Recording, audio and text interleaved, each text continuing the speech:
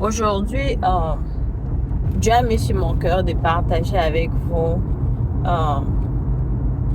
la question du talent. Parce qu'il y a des gens ici dehors qui pensent qu'ils n'ont pas de talent. Ils voient certaines personnes qui sont des bons basketteurs, donc des bons athlètes.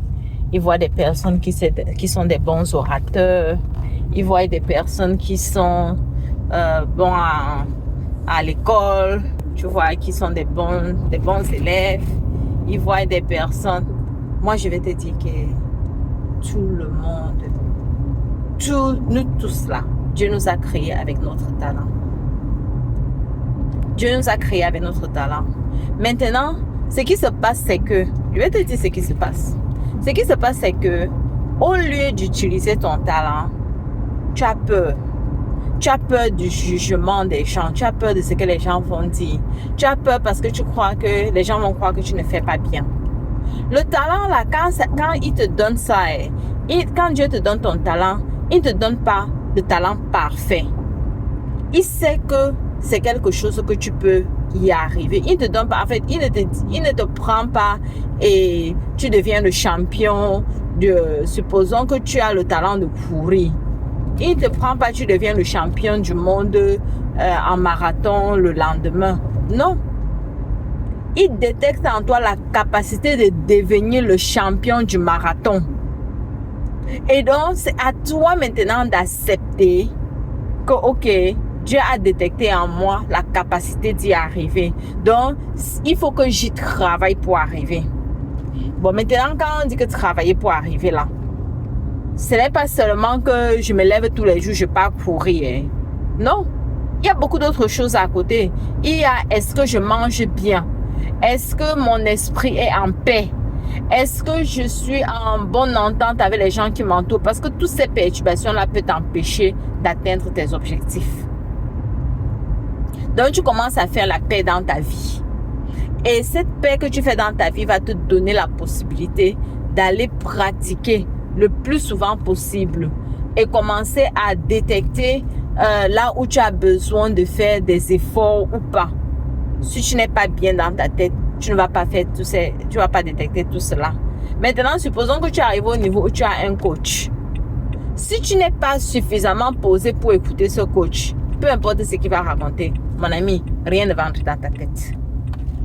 Et tu ne vas pas pouvoir mettre en pratique ce qu'il te donne. Donc, Dieu a détecté en chacun de nous un talent.